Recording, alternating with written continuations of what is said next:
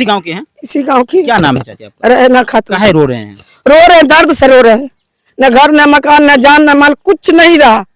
सब चीज चला गया, न नाव मिलता है, न पानी मिलता है, न खाना मिलता, कुछ नहीं सरकार तरफ से मिल रहा। हम लोग का आदमी मेरा मरा हुआ है, छोटा छोटा बच्चा है। जिस दिन बाढ़ का पानी आया था उस दिन आप कहाँ थे? बांध पे थे, रात के 8 बजे रात में गए बांध पे। अच्छा, रात में गांव खाली कर दिए थे? गाँव खाली कर दिए। और अगले दिन जब पानी बांध टूटा था तब आप गांव तक आए थे देखने? नहीं, किससे आते, नाव नहीं था हम लोग के पास, कुछ नहीं व्यवस्था? कुछ नहीं था। कितने दिन के बाद गांव लौट कर आए वापस? 3 रोज के बाद। नहीं, अभी कितने दिन के बाद बांध पर से गांव आए हैं? तब तो रोज अभी आते, सूखिया पानी तो हेल डुब के आ रहे, देख रहे। लगभग 1 सप्ताह के बाद लौटे होंगे गांव? हाँ हाँ। तो क्या देखा पहले दिन जब गांव आप घर पहुंचे? सब गिरा पड़ा देखे, सब बर्बाद हो गया, क्षति हो गया, नुकसान हो गया।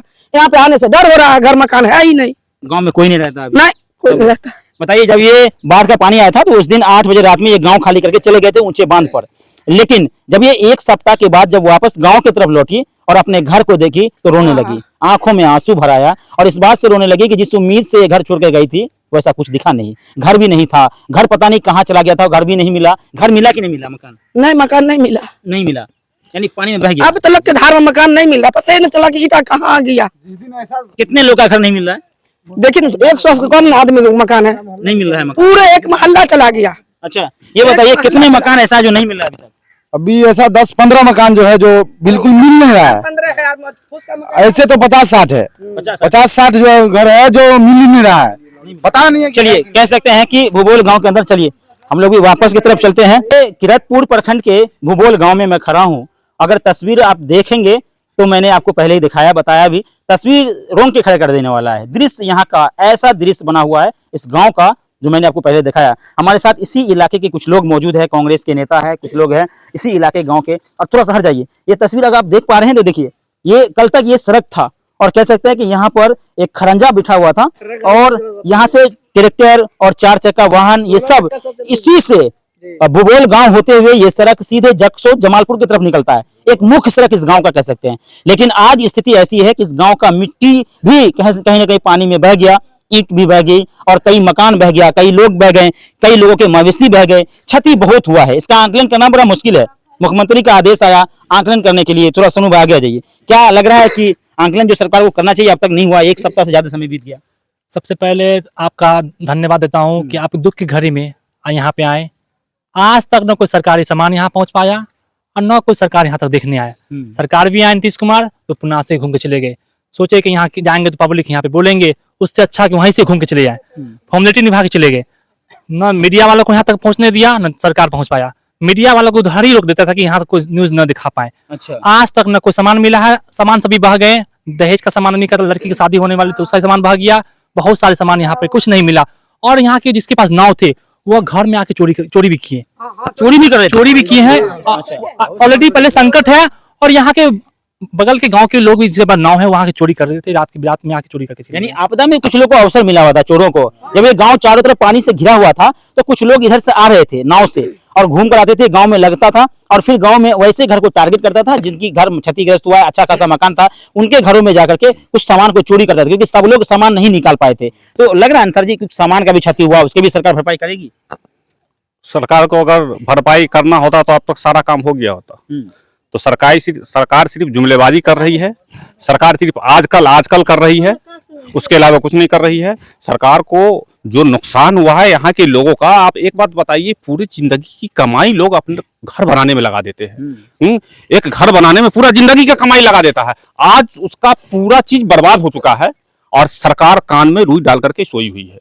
अच्छा, आप इसी गांव के हैं? जी, मोहम्मद अली नाम है, हम भूबोल गांव के ही रहने वाले हैं। सर देखिए, हम लोग दिल्ली बम्बई जा करके 10-10, 5-5 हजार रुपए महीना कमा करके लाते हैं। बिहार में कोई ऐसी कंपनी बिजनेस नहीं है जो हम लोग कमा के कुछ जल्दी कर लें।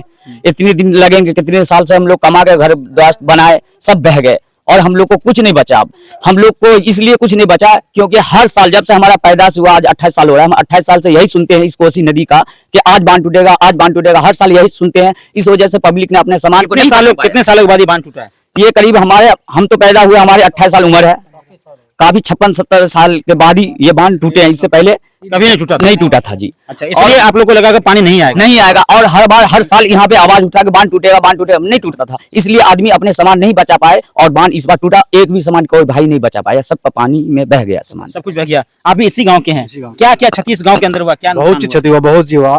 आदमी से लेकर के जानवर पशु पक्षी सारे जान माल सब चले गए।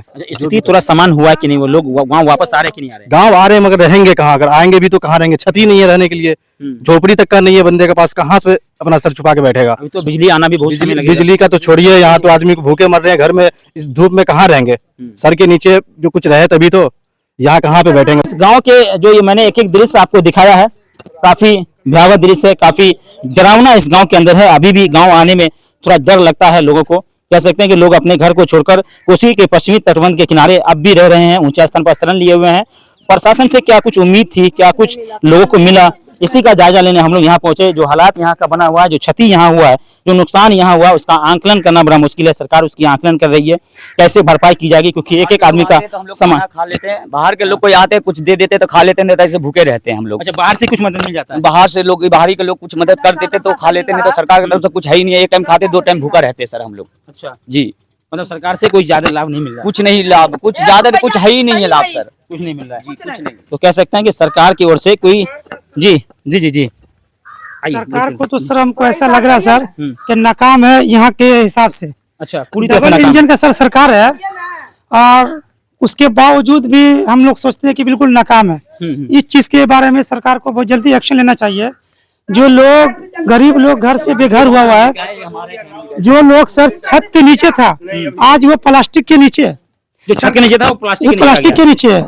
और देख रहे कितने करोड़ों का रुपए लोगों का नुकसान हुआ है। सरकार अगर ये चीज का एक्शन नहीं ले रहा है, 7,000 रुपए दे के 50% आदमी को सरकार सो गया, वो अपना जान का छुटकारा पाके साइड हो गया। यानी एक एक आदमी की कीमत 7,000 लगा दी, बस 7,000 रुपए लगा दिया। और प्लस ये देखिए जो करोड़ों का नुकसान है, सरकार इस चीज में एक्शन कुछ भी नहीं ले पा रहा है। चलिए बने रहिए हमारे साथ, अगले खबर में फिर हम आपसे मुखातिब होंगे। तब तक के लिए मुझे भी इजाजत दीजिए, धन्यवाद।